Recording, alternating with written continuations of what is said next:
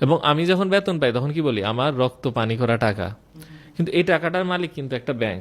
যেই দিন ব্যাংক এসে ওই ব্যবসায়ীকে বলবে যে আমার ঋণের টাকা ফেরত দাও, তখন আপনার আমার বা অন্য কারো টাকা চলে যাইতে হবে। বুঝে গেল? এবং আপনি আমি যখন এই টাকাটা খরচ করি কি করি, আমরা মোবাইল ইন্টারনেট কিনি, হ্যাঁ, তারপর হচ্ছে কি যে আমরা লাক্স সাবান কিনি, লাইফবয় সাবান কিনি, দাঁত মাজার ব্রাশ কিনি। তো এতে কি হয়, গ্রামীণ ফোন, ইউনিলিভার ইত্যাদি কোম্পানির কাছে যায়, অথবা আপনি মিষ্টি কিনলেন, মিষ্টির দোকানের কাছে গেল, প্রাণের জুস কিনলেন। এই কোম্পানিগুলো কিন্তু ক্যাশ নোট দিয়ে মানে কর্পোরেট হাউস ভর্তি করে রাখে না, তারা টাকাটা কই রাখে? ব্যাংকে। তাহলে সে কি বলে যে ব্যাংকে আমার কথার কথা গ্রামীণ ফোন বললো যে ব্যাংকে, গ্রামীণ ফোন কুমিল্লা শাখা বললো যে ব্যাংকে আমার 10 কোটি টাকা আছে, ছোট পরিসরে চিন্তা করি। তো দেখেন অলরেডি কিন্তু আপনি বলছেন ব্যাংকে 5 কোটি টাকা আছে, সেই টাকাটা আবার মার্কেটে আসছে, মানুষের হাতে হাতে ছড়াইছে, আবার ব্যাংকে চলে গেছে, এবং ওই লোকও বলতেছে ব্যাংকে আমার টাকা আছে, সেই টাকাটাকে আবার ঋণ দিয়ে দেয় ব্যাংক, আবার কি আমাদের হাতে হাতে ছড়ায়, আবার ব্যাংকে যায়। তাহলে দেখেন এই যে আমরা এত মানুষ বলতেছি ব্যাংকে আমার এত টাকা, অত টাকা, অত টাকা আছে, বাস্তবে ব্যাংকে কোনো ক্যাশ টাকা তেমন থাকেই না। এবং ব্যাংক থেকে যদি আপনি কখনো 1 কোটি টাকা ডিপোজিট আউট করতে চান, তার আগে দরখাস্ত দিতে হয় ম্যানেজারকে, এমন একটা ভঙ্গিতে কথা বলতে চান আপনি অপরাধ করছেন। হ্যাঁ, যে এনো আমি অপরাধ করছি ভাই, একটু দয়া করে যদি টাকাটা দেন। ব্যাংক ম্যানেজার বলবে কেন ভাই, চেকে দিয়ে দেই, টাকাটা তোলা কি খুব দরকার, আর আগে জানাবেন না? আচ্ছা আমি কল দিতেছি, একটু বসেন, চা খান, তারপর।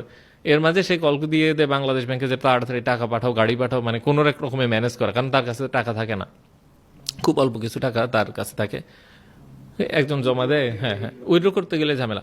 তো এই যে সিস্টেমটা, এই সিস্টেমের মধ্যে আমরা যতজন নিজেদের ব্যাংকে বিকাশে টাকা দেখতেছি, এগুলা জাস্ট ডিজিট, এগুলার বিপরীতে ফিজিক্যাল মানিটা নাই।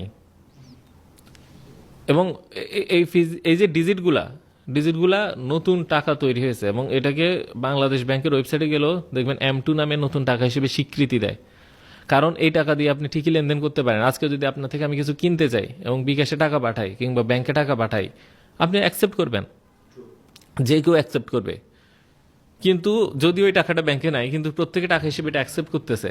এবং আমি একটা উদাহরণ দেই যে আসলে এই টাকাগুলো আমাদের পকেটে পকেটে যতটুকু আছে অতটুকুই আছে। আপনার আমার আপনাকে যদি বলে আপনার টোটাল সঞ্চয়ের কতটুকু ফিজিক্যাল নোটে আছে, কতটুকু ব্যাংকে আছে, আমি বলি বেশিরভাগ মানুষই বলবে যে প্রায় 90%ই ব্যাংকে আছে। বড় ব্যবসায়ীদের ক্ষেত্রে তো মানে কোটি টাকার মধ্যে 2-3 হাজার টাকা খালি পকেটে রাখে, পুরাটাই ডিজিটে।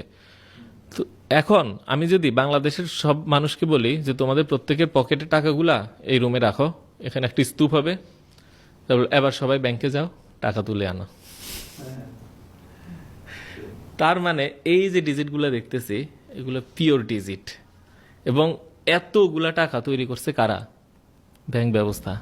এবং এই টাকার পিছে সুদ, এই টাকার পিছে সুদ। ওই সুদ পূরণ হবে কি দিয়ে? ওর টাকা ছাপায় টাকাটা ছাপাবে কে? Federal reserve. ফেডারেল রিজার্ভ তো না, আমরা বাংলাদেশের কন্টেক্সট আছে, আপনি বলবেন বাংলাদেশ ব্যাংক।